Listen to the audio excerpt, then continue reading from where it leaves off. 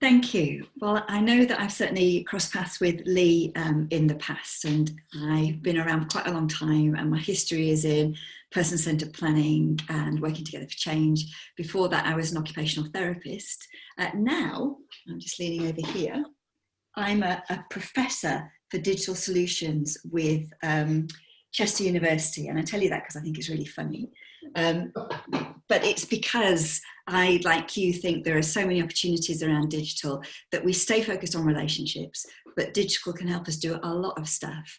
And I'm also a carer for my mum, so I'm learning what it's like from a carer's perspective to be supported by home care, which is really interesting because the last 3 years I developed and supported a different type of home care organisation called Wellbeing teams, which was a self-managed team, and we were looking, or teams plural, we've still got teams operating in Thurrock, in Oxfordshire, we're recruiting to Camden at the moment, and they're self-managing teams with a focus on community and with a focus on digital and value-based recruitment. So that's really the experience that I'm bringing to you today, which is experience from practice rather than theory. And we were the first organisation to be registered by CQC as self-managing teams, and then to be rated outstanding in our first inspection with CQC. We were operating under home care, and only 4% of home care organisations are rated outstanding generally, much less for their first inspection, and most of them are only supporting the private customers, and we were working with the local council. So that's the basis that I'm here with you today. I'd like to talk to you about how we're using digital with people we support and carers, with colleagues, and in recruitment. So we were multi-award winning for our value-based recruitment because we believe that if you can find people with the right values, people whose values align with us as an organisation, that you can teach them the skills they need to care for people. So the majority of people that we recruited were outside of health and care, and that made us really unusual. 80% were outside of health and care. So I can talk a bit about that, and also Circles Connected. So I'm also CEO of Community Circles. We recognised that we need to do something very differently during COVID, and Circles Connected is what we developed. So Trevor, as you're only here with us for half an hour, I can start wherever you like. Which one of those 4 elements would you like me to start with so you can hear before you go? You're on mute. I want a t-shirt with you're on mute. Does anybody, or a cap with you're on mute? Because I think it's what I say and is said to me most of the time. I think it doesn't matter, Helen, because I think all sounded interesting, and Lee and I work very closely together. So for the bits I miss, I'll just sit and interrogate Lee for 2 days afterwards. Okay, no, that's absolutely great. Let's start with people themselves. So one of the things that we tried to do as Wellbeing teams was being paperless, except for the copy of people's personalised care and support plan that needed to stay in people's homes, and except for a beautifully produced induction pack that we gave team members when they joined us. But apart from that, we were paperless. And we did that using 2 main apps. And the first app was, we used Access, their product called Movisio, which is called something else at the moment. But that was where all our care plans sat. And then alongside that, we used Slack, which is a bit like Microsoft Teams, but much more user-friendly. And that's how the teams communicated with themselves. And the advantage of Movisio is that we could pay a little bit more money each month for families and carers to be able to see what we were writing about their loved one. And we could also do things like, so I went to visit Ada, and Ada had like a skin tag on her leg, and I said, Ada, I don't really like the look of that. Have you been to the GP to see it? Does Denise know about it? Denise was her daughter. And Ada went, oh, Denise thinks it's just a bruise. And I'm thinking, I'm not sure that's a bruise. But what I was able to do is take a photo of it, upload it onto Ada's file to the bit that Denise could see as well, with Ada's permission, of course, and to say to Denise, look, I've noticed this. I know that Ada's talked to you about it. I just wanted us to have a record here, so in case it changed and you want to take her to the GP, or in case you want to arrange for us to take her to the GP. So there's stuff like that. At the end of my call with Ada, so instead of me, my mum has carers 3 times a week. And mum says to me, they spend an awful long time, writing notes at the end of their visit. And of course, that's a massively disempowering thing, because my mum doesn't know what they're writing, but they seem to be spending a lot of time writing. And although it's a folder that's accessible to my mum, she doesn't feel able to go and read it. Whereas the process that we use, the digital process, meant that I could say, Ada, tell me what's worked about our session today, my visit today. And Ada would say something and it would get automatically recorded on my app. I say, is there anything that hasn't worked, Ada, that I could have done better? And Ada would say. And that would, so Ada's voice got recorded, but it meant that Ada was in control of what got written, as well as me being able to tick off the tasks that I needed to do for Ada's visit. So although we would describe ourselves as relationship-based care, in order to feel confident that we're delivering the care and support plan drawn up with and for Ada, that meant that there were various tasks that had to be done for each visit. And on the app, it would turn up with those tasks. I'd have to tick off whether I'd done the tasks or not. I couldn't log out until they'd been done, or I'd explained why I couldn't do them. And if there was an incident, it would take me to a form that I filled in, but rather than a traditional form that then went to the care manager or the registered manager, because we were self-managing teams, it said things like, have you apologised? What was the situation? What happened? Have you apologised? Have you made it right? What have we learned from this? How are we going to take it forward? Is it a safeguarding alert that we need to do something else about? So really empowering our colleagues to take responsibility for when things went wrong as well. And CQC were particularly impressed with how we'd done that. So I think one of the things that was really different about us and I was excited about is having the care plans completely online for family members being able to see it. So one of the first guys, sadly, who died when we were supporting him, his family lived in Blackpool. And what we were able to do is keep the family in constant contact with our support of him in his last few days, so they could see what was being written and they could get in touch if they had any concerns. And we also had a gentleman that we supported whose sons lived in Canada.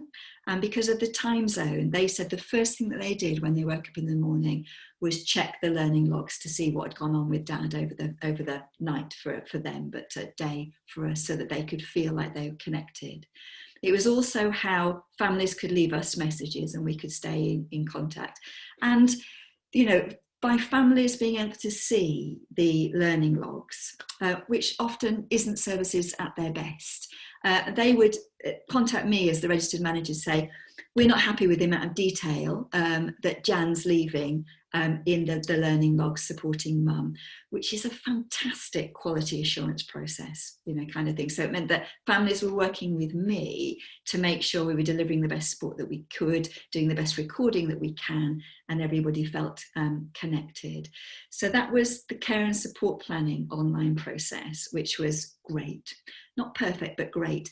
But two things: the fact that we could take photos and upload them, the fact that people could tell us what they thought, and that would automatically get uploaded. And those were the things that we really, really benefited from. And the task list actually made me feel very confident that what we were committing to doing on each visit was actually happening. And one of the people we supported, she was in her 50s and she had a lot of experience of pain. And we did two things to support her around that. We had a digital loans library. Now, while my kids were growing up, we were part of a toy bank, a toy library. That meant that when I took the kids to nursery, there were lots of toys there that we could sign out and borrow. And for any of you who've got kids, you probably realise that the lifespan of interest in a toy is 2 to 3 weeks. And the box is more interesting before that anyway. So after 2 weeks, I could then take the toy back and get another one. So we used the same principle with digital. We had a range of digital things that people could borrow to test out whether they liked them or not before they then bought them for themselves. And I think there's an amazing opportunity both for local councils doing that, for carers group doing that, for charities doing that as well, and for us working in partnership with businesses to support that. So in COVID, what our teams did in Oxfordshire is that we lent people tablets so that they could join us for Circle Connected. And I'll talk a bit more about that in a minute. With the woman that I was talking about, we had VR headsets. that were linked to apps, and she used a VR headset to help her manage with pain. If you met her, she's got a beautiful tattoo of an elephant over her shoulder, which we'd often talk about when I was providing personal care to her. And when she got, when we supported her to use VR, she would use a program which is being in nature with elephants and being able to watch them. And actually being able to focus on something like that distracted her from her pain. She was also using meditation apps, and we both supported her to use the meditation apps on her VR, so there's a visual as well as auditory. But then going back to the task list, on our task list it would say at the end of your visit, sit and do a 3-minute guided meditation with her. And the team member, whether it was me or somebody else, would sit quietly for 3 minutes and we'd both listen to a 3-minute relaxation app. And that was what she wanted us to do with her, and we could do that for 3 minutes. So we used apps in a different way too. So just while I'm talking about apps, one of the things that we did in partnership with Disabled Living Organisation in Thurrock, where we have 2 teams, is we created something called an app wheel. And when we are doing, so we didn't do assessments with people, we used to call them initial conversations. So if I was having an initial conversation with Lee would be talking about what matters to you, what a good day looks like, what a bad day looks like. But we'd also be having a conversation with you about the gifts of the head, heart and hands. So we'd be thinking with people about purpose and contribution and how we can link your strengths and what you're good at with things that you might want to do in the community or with other people, as well as the things that under the Care Act you typically see in a care and support plan. Then once we'd identified, so the social worker is responsible for identifying the outcomes. So we'd be looking at how we can support delivering the outcomes as a home care service. But we'd put it through a process called the support sequence. So typically when we're looking at people's needs, our assumption is that paid staff are the way that we deliver needs. But with the support sequence, we start with you. So if it's, I can't think of an example at the moment, it'll come back to me. But if one of your outcomes is X, the first question is, can we support you with additional information or things that we could do around your confidence levels, etc., to support you to manage this particular situation, this outcome? And then we'd ask, is the technology that could support you? So if, for example, one of your outcomes was that you sleep, what's not working for you is you sleep really poorly. And what we know is when people don't sleep well, it has a significant effect on their mental health and their physical health. People are more likely to fall if they're not sleeping well, and they're more likely to be anxious and depressed. So if we're using this process, one of the things we talk to you about is can we support you to think about, now the jargon is sleep hygiene, but are there things that we could do to support you to, for example, not use your smartphone for the hour before you go to sleep, because the blue light can affect people's ability to get to sleep. We talk to you about the best time to have your meals and things like that. So are there things that we can help you do for yourself around managing your sleep? And then can technology help? Now I wear a Fitbit. It's not the latest Fitbit, but I've got a Fitbit, and every morning the first thing I'm doing is checking my sleep. How long did I sleep for? What was my sleep score? How much REM sleep did I get, and how much deep sleep that I get? And in my dream future, Lee, if this was your issue, when we have a review with you every month or every 3 months, we'd be looking at health data with you, as well as what's working and not working from your perspective. So if your issue is sleep, we'd be saying over the past 3 months, your average amount of REM sleep is 18%. The benchmark for a woman of your age might be 20%, and that's what we need to see if we can adjust with you. So getting health data around technology is something that's massively, massively underutilised. And the chances are, if you are collecting health data, it is not directly having an impact on how we support people, and we can change that.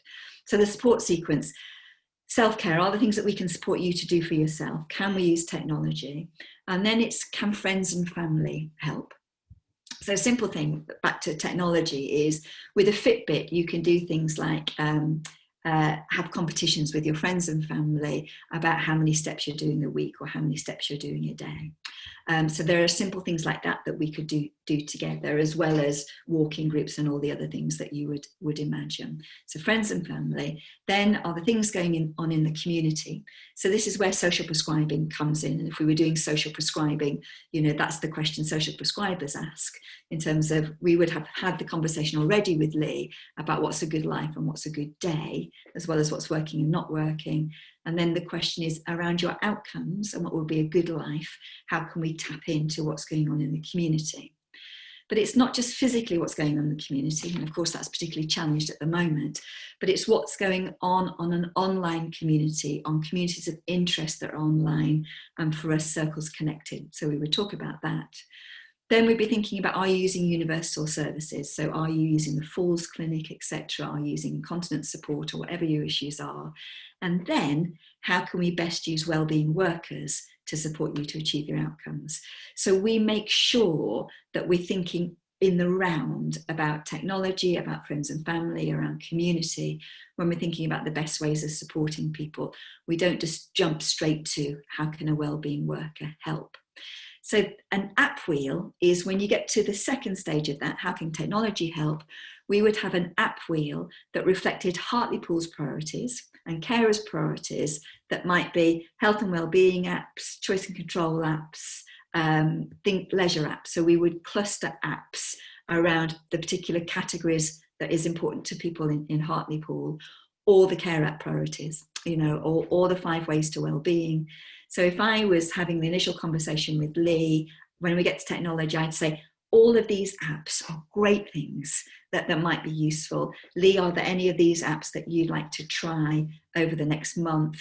Let's work out together how we download them on your smartphone, or can we borrow an iPad, a tablet to download them on, so that you can test them out. So really thinking about how we can use apps in ways that support people's health and well-being, from wearable type stuff to audiobooks, to being able to use Zoom to connect with people. So Zoom's something else that we've used a lot of, and obviously, and this was before we all have to use Zoom for everything since COVID. So if we were commissioned, for example, to support Joanne to have a meal on a Friday night, and Joanne's relatives lived in Scotland, one of the things that we could do is on a Friday night, if we're only have got half an hour to support you, Joanne, we might arrange with your family that we set you up on Zoom with your family to talk for 20 minutes while we go and make the meal, and then have it ready for you when you finish. So every other day we'd be making the meal with you or supporting you to eat, but on a Friday we might say, let's do, well, according to your care and support plan, let's figure that out instead. Or Paula, if we wanted to support you to stay connected to your family who might be scattered throughout the world, it might be creating a closed Facebook group for you and your family to communicate together. And if you're not great on Facebook and you're not really interested in technology, because we give smartphones to our team members and we give them an allowance to use on data, we might say to you, Paula, have you got a message for your family before you go to bed tonight? And you might say, oh yes, I just want to wish everybody a safe night. And actually we could record you saying that and upload it, or we could take a photo of you and upload it with your message. And then the next time we're supporting you, we can say, let's check and see whether any of your family members have responded to that. So again, not necessarily expecting older people to become as tech savvy as we are, but how can we use technology to support families and friends to stay in contact with each other, and see that as part of our role too. So using social media really well, using apps really well. Again, the family whose sons were in Canada, we would do a person-centered review and invite the sons to join us over Zoom. And whereas typically if we were doing a person-centered review in somebody's home, we'd have paper all around the wall if that was acceptable to them. We'd be writing on the wall with them about what's working and what's not working, and what they want to do differently, so we can all see the information together. Using Zoom, we can use something called Mural, where we can recreate what we would have put on the walls on Mural. So we've got that visual record that can then be screenshotted and be part of people's notes. But it means that families can write on stickets and attach that, on what we're doing. So really being as creative as possible too. One of the things that we worked really hard to do, and actually rosters and rotas didn't enable us to go as far as possible, but when we recruit a new team or when we recruit new team members, we do a 30-minute, 30-second film of the team member. So Michael, if it was you and you were a new team member and I was doing the induction with you, part of what you'd have done is done your own one-page profile as part of recruitment. In the induction, you'd have updated that. So we'd know what mattered to you, what people like and admire about you, and how best to support you. And then before induction is finished, you would have done a 30-second face-to-camera film, which I would have filmed on my iPhone. And you would say, hi, I'm Michael. 3 things that people who know me say that they like about me is this, this, and this. 5 things that matter to me are, I'm a keen golfer. I love my garden, have a great greenhouse. I'm passionate about growing tomatoes. I've got a Springer Spaniel, and one of my favourite things to do is to do an hour's walk in the morning. I've got 2 grandchildren, they're the apple of my eye, and I'm a big fan of the Big Bang Theory, or whatever your stuff is. That will be a 30-second film. So Trevor, if we're supporting you and I want to introduce you to your new team members, I would have an iPad with me and said, let me introduce you to Michael. Here's Michael in his own words, and show you the Michael film for 30 seconds. I would have also had a mini 1-page profile that doesn't include the high best to support you, but it would be the 3 things that people like and admire about Michael. You would have Michael's photo on it and the 5 things that matter to Michael. And the purpose of this is it doesn't feel okay to me that I'm having initial conversation with Lee and I'm talking to Lee about what matters to her and the gifts of her head, heart and hands and how we can support her. But then for Lee to know nothing at all about Michael who comes in to support her. So part of it is that we offer relationship-centered care. And to do relationship-centered care is we need to encourage our team members to share what matters to them on the basis of having coat hangers for conversations. So if I know those things about Michael, I can say, I love gardening too. My favourite things about gardening are X, Y, and Z. And actually, I really struggle to keep my houseplants alive. Have you got any tips for me, Michael? Or oh, please tell me more about your grandchildren and what are they like? Because I've got kids, but I haven't got grandchildren. So it enables us to have this different kind of relationship between the people we support, and we're sharing of ourselves and bringing our whole selves to work. Now, obviously, we have conversations with people about how comfortable you are sharing stuff. And when we're recruiting people in the context of we expect you to bring your whole self to work and to think carefully about what you're comfortable sharing, both with your team colleagues and with people we support. But we think the biggest safeguarding opportunity is that we have people who like each other, supporting each other, that are developing really good relationships, and we want to support that. And as a carer, I only want people supporting my mum who like her. And my mum refused a shower on Tuesday because she didn't like the carer who was supporting her. So I know firsthand that people's impact of and experience of care is largely dependent on the relationship that they have with the carer, and people don't talk about that. So those are some of the ways that we have Helen, been. can I just interrupt you for a second? Of course. I need to go now. I'm so okay. sorry because it's really interesting. Lee, can I catch up with you a little bit later on about the second half of this? That was an go on then. Thanks very much. It's a pleasure. Lovely to see you, Trevor. Take care. Bye bye.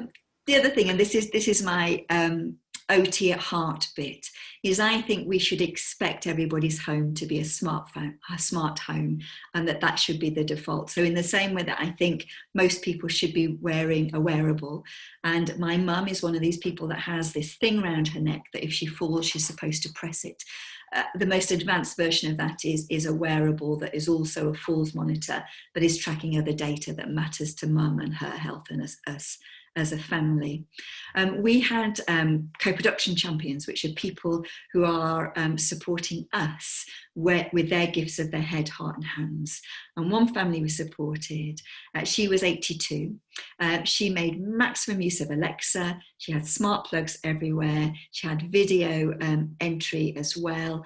Her son was really up on technology too. We were piloting with her different wearables and how we could use wearables data to inform her care as well. So I think in the future, you know, if you've not got an Alexa in your home, if you've not got a smart entry, even things like, so the conversation I have with mum is, mum, you're not drinking enough. And what I know is there's just something that you can put around a water bottle that beeps if you haven't picked it up in an hour. So there's some really, really simple stuff like that that we can support people, because you are most at risk of going into hospital if you're older, if you're dehydrated, or if you fall. And there's some simple stuff that we can use to do that. So the app phone, smart homes, wearable, the app wheel, support sequence, but also technology for fun. So we had a robot cat for people who love animals, but for some reason aren't able to have their own animals. And they're not like these strange seals that you see in Japan. It really looked like a cat. When you stroked it, it purred. It would roll onto its back and move its legs as well. And one of the guys that we supported loved Felix and would dress Felix up with hats and gloves and things, and take photos of Felix with the team, and the team members would upload it onto Slack for us all to see with his permission. And I'll talk in a minute about how we use digital with colleagues. But I think that's most of the ways that we used it with team members, to help us do a better job of connecting with families, person-centered reviews, people able to see what we wrote, using it for health, using it for fun and connection.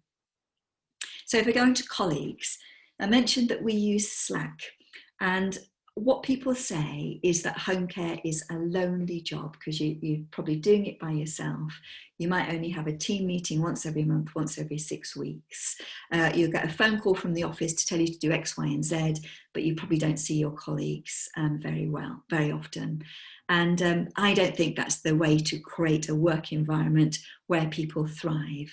So in Wellbeing teams, we did two things. One is everybody was in constant communication other than your days off or when you weren't working on Slack. And we had face-to-face team meetings, or now Zoom team meetings, once a week for an hour so that we could keep connected to each other. So on Slack, we'd have a range of channels. So the general channels, those announcements channels. So the teams in COVID, we'd be using the announcements channel to make announcements about PPE, to make announcements about the latest information from commissioners, etc. So to make sure people had the information that they need, and that automatically went to everybody. Everybody in the team had a buddy, and the buddies would have their own channels as well, where they talk to each other. So if I was buddy with Helen and I would have a separate channel, which is where we'd be leaving messages for each other. But we also had channels related to the people we supported. So Joanne, we'd have a JB channel that everybody who supported you would have access to. And that's where we wouldn't be posting things that should be posted on the care and support plan, but it's the really quick updates. So it'd be things like, Joanne's out of milk. Could the next person who goes on call pick up a pint of milk on the way? Or and quick messages like that to make sure we're serving you in the best way possible. So that's how the team around you, the 4 or 5 people, would be keeping in contact with the day-to-day support issues, which is different to what's on the care and support plan. And then when we come together as a team, we would, whether that's virtually or face-to-face, we'd have an on-track, off-track, way off-track board. And each team member was a key worker for 2 or 3 people that we support. So let's imagine that Paula was a key worker for you, Joanne, and that we could meet face to face. So as soon as Paula came in, she'd have a sticky with your name on. The on-track, off-track, way off-track board would be where we were meeting. We didn't have offices. We'd rent a community venue once a week, and we'd roll up our posters and then roll them down again. So we'd do that. And if Paula thought you were on track, she'd just put the sticker on the on track bit of the board. If you were off track with your health and well-being, she'd put the sticker on off track. So very quickly, within a minute of everybody arriving, we would have a snapshot of the 12 to 15 people that we were supporting. And then we'd say, we've got 3 people who are off track. Key workers for those 3 people, explain why. And now let's problem solve what we can do to move Paula from off track to on track, or way off track to on track. So it might be a referral to a social worker, it might be a safeguarding issue, it might be the fact that we think we need a medication review. Whatever it is, we would make sure that was actioned.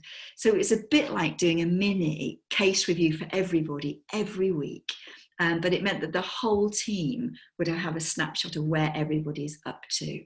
And if we had a couple of hours the following week available to us as a team because somebody was in hospital or something, we'd say, let's use one of those hours to provide an hour's additional support to Paula over the next week, because actually we think she's off track because she's lonely, and therefore we could spend an hour going and supporting her to go and have a coffee with her neighbour. And again, doing that over Zoom, we can again recreate that on Mural and do exactly the kind of same thing over Mural. So we would use Slack really well. As the wellbeing leader, it was an opportunity for me to coach people. If people had questions about things, they'd post them on Slack and their colleagues would answer or I'd answer. So it really was a way for people, helping people feel really connected to each other, feeling really supported, well supported by each other, making sure we had the most up-to-date information about the people we supported. But we also had a moments channel, because in wellbeing teams, we share roles within the team. And one of the roles is what we call a storyteller. In traditional organisations, that would be marketing and communication. But because we use Facebook so much for our recruitment, we wanted our Facebook group to feel live and vibrant. So in each team, the storyteller's role was posting stuff on Facebook. One of the things that we did in induction is talk to people about how we could create moments for people we support. And that was something that we would evaluate our progress on. So Paula, if we were supporting you, and one of the tasks that we need to support you for was having a shower. Our question is, how can we make a shower a spa experience for you? What would it take to do that?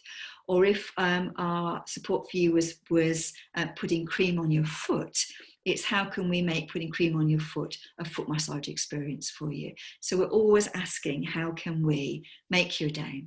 And if we've got a couple of minutes left, every person had a life history book, a proper book, not a photocopied sheets that you see in some services, but a proper book, where if we've had a conversation where I'm showering. So with Ada said, do you know, my dad was the first person to have a Toyota in Wigan. And what that meant is, while I'm doing the record of my notes, I'm also saying to Ada, can I just write that in your life story book, Ada? Because that's such a lovely thing to remember. And as many people, sadly, who receive home care will end up going into a care home, to go with a life story book where we've captured those memories. But it's presented so beautifully so that if you're a grandchild or a daughter of that person, it's the kind of thing you'd want to keep forever. And we're co-creating, making that with you. So Moments channel. So going back to Fred dressing up his cat, with Fred's permission, we would take a photo of the cat and then upload it on the Moments channel so everybody can see. Michael, if you're the storyteller in the team and I'd uploaded that photo, you'd say to me, or Helen, can you just check with Fred whether we can post that on Facebook this week to show people what Fred's doing this week? But we'll have already had signed as part of our permissions, as part of the care and support plan. Fred would have told us what he's happy for us using and not. And we'd have that signed and done anyway, but we'd just be asking out of courtesy. We gave everybody pamper packs. So again, I know that if I've got 2 minutes at the end of a visit, I've got a pamper pack with 3 60-second drying nail varnish and some hand cream and remover pads. So Joanne, if I'm supporting you and we've got 3 minutes left, I can say, Joanne, do you fancy having your nails done? Which of these 3 colours? I can do this in 2 minutes. And then I might take a photo of you showing off your beautiful nails, upload it on Moments. That encourages everybody else around this. And I also might say to you, Joanne, can I share that on Facebook? I know you don't want your name or your face shared on Facebook, but are you happy if I just share this so we can show people the kind of work that wellbeing teams do? Because that's well-being. Well-being is keeping you connected to people who matter to you, doing more of what matters to you, and knowing that you're loved. And those were some of the things that we focused on. I know how quickly I'm talking. When you give me a time limit, I go, I've got so much to share. I need to talk very fast. So I do apologise if I'm doing that. I'll speak for 5 more minutes and then we'll see if that's generated some questions for you. So the other thing, Julie, is circles connected. And wellbeing teams worked in partnership with community circles. And what we did in COVID was we created essentially a Facebook page and a Facebook program of online sessions that people could join us for. So if you think about what goes on in care homes, and you have an activity organiser who puts on lots of activities that she can do, that she hopes people would like, and that people can come down for that activity, we are creating the next generation of that online. So for example, on Tuesday morning, there might be a quiz. On a Wednesday afternoon, there might be what else do we do? A photo, we have a photo challenge where we invite people to post photos of key themes. So we've been doing, so this particularly for over 50s, we've been looking at different things that we can do online that people can join us for. And then every 6 weeks we review what worked and what didn't work and get feedback from people. And then we do a next 6 weeks of different kind of online activities. And actually creating online communities and connecting people online through comments, etc., I think is really important, because I think we need to see community as physical community where you go and join people face to face doing things that matter to you. But that is not available to us in the same way now. So creating virtual communities of shared interest using things like Circle Connected is ideally what we want to do. So back to you, Michael, if I'm so when we did this live in Wigan, we had the Knit and Natter group on a Tuesday morning, and we would support people to get to that. We would then have a Dominoes group as well. We'd have a lunch club and different things like that happening in the community.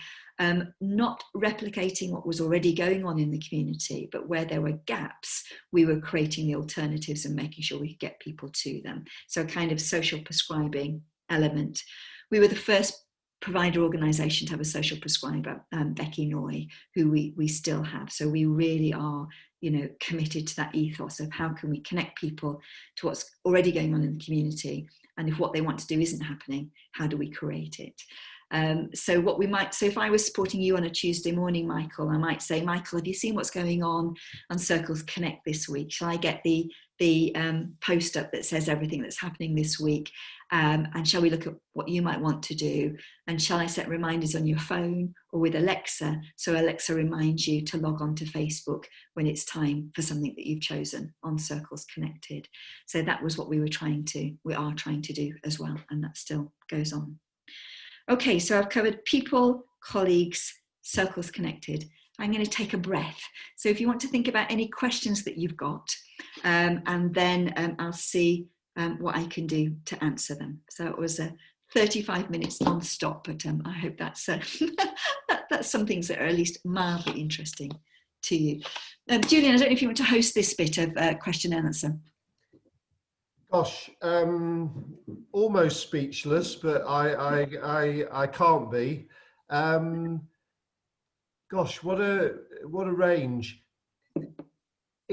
Please, let's have a physical hand raised if anybody has got a question or a comment, something they would like to say in response to that almost overwhelming kind of most incredibly innovative use of technology. Lee, unmute.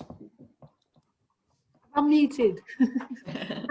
Thank you so much, Helen. That's, yeah, I mean, it is almost an overwhelming amount of information, pages and pages and notes I'm going to have to try and work through. But just one thing, I mean, some of the things that you're talking about, I mean, we've done sort of versions of different things, yeah, and we continue to do different things. I mean, Michael does a great service of loaning technology to people and has done for a while. But I suppose really from when I was thinking about some of the stuff you were talking about from the wellbeing team perspective,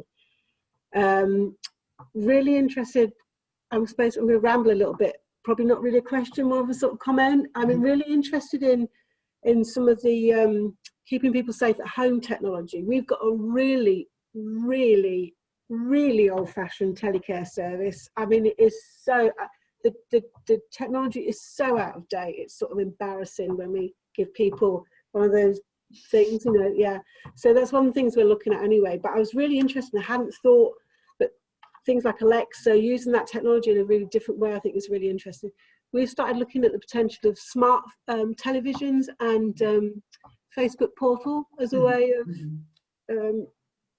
so that was really interesting, as sort of it made me think now. But I suppose my question is, all of the stuff you're doing as your wellbeing team, which is brilliant with the individual, how does that fit with the social workers, and how do the social workers respond, I suppose? Because I think, again, most of our social workers are quite traditional, and I'm just interested in that sort of relationship. So it sounds like a lot of what the stuff you're doing is really innovative, and I'm just wondering how they respond to that stuff. My understanding of the Care Act, and I wrote the Care Act guidance for TLAP, so I'm a Care Act nerd. So if you're on a pub quiz and there are Care Act questions, I'm the phone a friend person on that. But what the Care Act actually says is the social worker's responsibility is to identify allocation and outcomes. And then it's not up to the social worker how those outcomes are delivered. Now, of course, what we see in practice is prescribing 30-minute visits, etc. So part of it is having is seeing, and I think this is a commissioner issue really, about making sure that the social workers are doing what the Care Act expects of them, and supporting providers to be innovative in the way that that gets delivered. So theoretically, social workers should say the outcome here is around better sleep, for example, and then the provider works with the person to co-design what a solution to that could look like within the available resource envelope. The reality is it's relationships, isn't it? And very traditional social workers who can't think differently. Well, actually, we've done some training and work with my other head on around the support, the outcome sequence and the support sequence for social workers. And that's our opportunity to support social workers to think differently. Mm-hmm. So when you have your conversation with your colleague this afternoon, if you wanted to move social workers on in this direction, you might say, can we learn more about the outcome sequence and the support sequence? Because if social workers think, well, actually, we shouldn't just be going straight for paid staff for this. Have we, because the massive advantage of the outcome the support sequence is you have to think about technology and you have to think about community. And we've done resources for social work managers to support them, to support social workers to think that way. So I think that's where you need to come up with social workers. It's through commissioning and through senior social workers to say, in order to deliver the Care Act and the spirit of the Care Act, are we confident we know about support sequence? And they won't be. And are we confident that we can write good outcomes? And that's not necessarily the case either. And if you want me separately, to send you information on that, Lee, I can do that. So it's the outcome sequence and the support sequence. That would be the other things is with colleagues, when we do induction for new team members, we give them an Alexa show. And we say, go and take that home, get your children to show you how to set it up. And we're going to give you a week by week Alexa tasks. And we do that because actually, unless your teams and your carers are confident using Alexa, they will not be heartily recommending it to people we serve. And again, lots of the problems of introducing technology is that people think it's going to take away their jobs. And if you're not confident in using it, you're going to be scared that you will look incompetent in front of people that you're meant to serve. So we need to think about how we support people, team members, to feel. So we then use the app wheel with team members and get them to download apps on their smartphones that support their health and well-being, because that's what we'll be doing with them for people we serve. You know, we'll be getting them confident in using Alexa. 30 quid. No, I think that's 30 quid really, really well spent. No, absolutely, yeah. No, that's brilliant. Thank you very much. Pleasure. Thanks, Lee. Joanne looks like she's talking, but she's on mute. Joanne, are you asking a question? If you unmute. There you go. There you go. Thank you. Helen, what was the 2 apps that you used? Sorry, did you say one was called Slack and what was the other one? So Slack's the #2 business app in the world, and it's completely safe, and you have to put all your details in to access it. CQC looked at that with us and they were very happy with us using it. So I know lots of organisations go, oh, CQC will never let us. CQC gave us outstanding and saw what we did there. The other is Movisio, which is one of their products, and the organisation is called Access. I think they're now calling Movisio something different, but if you Google Access and Movisio, it will come up. The Access is the one that we've just started to use. Right. Sadly, because of COVID, we haven't moved forward as fast as we wanted to with the digital stuff. So we're a little bit behind on what our aim for was this year, but it's not going to happen this year because of COVID and that training and support for staff. So it's very difficult when it has to be done via Zoom, and we need that connection with staff. So across the charity, it's been implemented into the 2 homes and our community-based services. Excellent. As well as our arms houses where they've got a warden. So we're all moving over to that. Great. Hopefully. One of the things with that, Joanne, the reason that we bought that is because you can develop your own forms and upload them. So they come with a standard set of forms, but they're very traditional, certainly not as person-centered as they could be. So it's knowing that you don't have to use their care planning format. You can develop your own and then work with them to upload it. So we wanted maximum flexibility because we knew we were doing things really differently. Yeah, I mean, I liked your idea around introducing new staff, and I thought that was a great idea to give people a little snapshot of, you know, who's going to be, you know, supporting them in the future. And I thought that was a lovely idea. And you can share the link with, so we have it on a private YouTube channel, which means only people that you share the link with get it.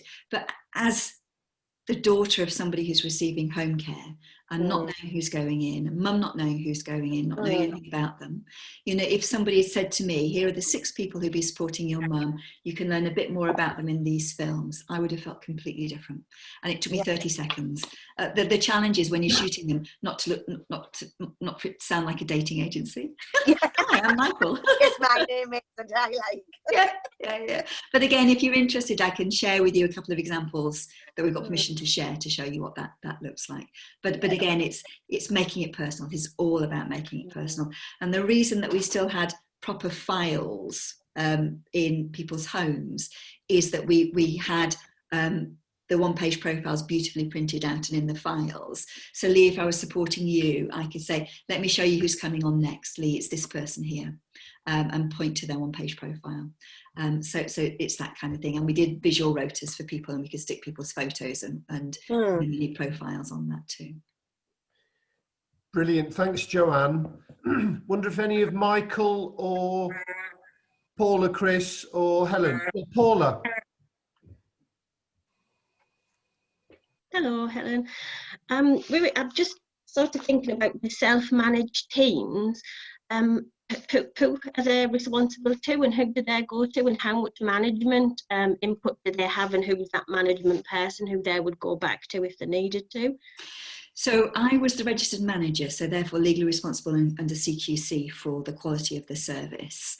But what I saw my role as coaching the teams, not making decisions for them. So we had really clear decision-making agreements that says, here's the decisions that you can make as a link worker with the person you support. Here are the decisions that the team make, and here are the decisions that need to be made at head office, which was me and 2 other people.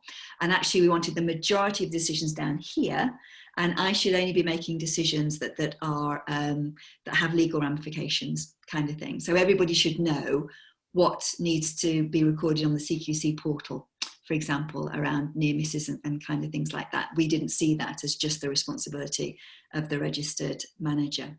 So people would be coached to do things. So, for example, instead of traditional supervision, we had something called confirmation practices. So if we were together in a team meeting and Paula's buddy was Helen, you would spend 15 minutes in the team meeting scoring yourself against 5 elements of your role as a wellbeing worker, which would include how am I doing in making people's day. So Helen would look at this, her confirmation practice. You'd have 5 statements there. Helen, you'd give yourself a score between 1 and 5. So you might say, how am I doing making people's day over the last week? I'd only give myself a 2 there. So when Helen had scored herself, and Paula, you'd score yourself as well, you would both look at Helen's and you'd say to Helen, how come you've only given yourself a 2 there? And Helen would explain why. And you'd say, why didn't you give yourself a 3? And why didn't you give yourself a 1? Now we have a separate thing that says to score yourself 5, you need to have done this, this, this, and this. So it's not just Helen's imagination that she's a 2. It's against this criteria that we've got. And then you'd say to Helen, looking at all your 5, what do you want to focus on improving over the next 2 weeks? And Helen might say, well, out of all of the 5, my lowest score is making people's day. I want to focus on that. So over the next week, I'm going to make sure I make 3 people's day and I post it on Moments. And Paula, what you would be doing during that week is checking in with Helen, saying, how are you getting on making people's day in a supportive buddy type way? What Helen would do is post on Slack. So we have a channel called I Will, and Helen saying, as a result of my confirmation practice, I will be focusing on making people's day. I'm going to make 3 people's day over the next week. So me as Wellbeing coach could be saying to Helen during the week, as well as you, how are you getting on, Helen? Kind of thing. So it's about transparency. So I have 2 goals a week that I set, that's come from my confirmation practices, and I have a different role, but you would see my goals as well, and you'd be able to say to me, Helen, how are you getting on with, you know, your LinkedIn posts this week, because that's what you said you wanted to focus on. So in nobody's supervision, you know, is there that kind of detail that's tied back to the 5 roles that go right back to recruitment, and you making commitment to what you're going to change over the next 2 weeks, and supported to achieve that. So I think that is, for me, as an OT and as somebody who's worked in adult social care for a long time, often supervision is, let's look at your sickness record, let's look at your training record, you know, have you booked your holidays for the next 6 months? Okay, you're done. So it's moving away from that kind of approach, and it happens in the team meeting. So then if you've got issues, we then raise it in the team meeting as tensions for us to figure out together. So that's one way that a self-managing team would work differently to a traditional hierarchical team. But there's so much more to say about that. And I've got a webinar that I could send you if you're interested, because I did a what's it like to work as part of a self-managing team, 40 minutes that I can send you. Julian, if you wouldn't mind making a list of things I promised to send people and emailing them, and then maybe me the list, and then I will get all those resources together and send them back to you. And I would add, if anyone is interested in this idea of self-management and completely different ways of how organizations can organize themselves, a very recently published book called Humanocracy. So that's in contrast. Helen's got it. Actually, my second recommendation would be this: Brave New Work. So read either Frederick Laloux's book, but actually Humanocracy or Brave New Work by Aaron Dignan explains why hierarchy was developed when we were producing things, and everything had to look the same, but actually it doesn't work so well in the times that we're operating on now. So this is the best book. I think this will be on MBE texts. It's a really easy read, but it clearly explains why bureaucracy can't work anymore and what the alternatives are. And if you wanted to know a bit about what else it looked like, that would be my recommendation too. So Julian, you could host a book club. Well, I will be ordering that book, because I've not been able to put Humanocracy down, because it just confirms what I have thought for my whole career and struggled to try and actually work in that way, often against the grain, which is why I've had to work for myself for periods. But now, you know, with the likes of working with Lee and, well, colleagues here, we are beginning to introduce some really more collaborative. I mean, there's a way to go until we get to self-organisation, but though Julie and I are self-organising, so strongly support that as a recommendation. Can I just say, Gillian, so one of the myths around self-management is it's a free-for-all and there's no leadership and decision-making takes ages.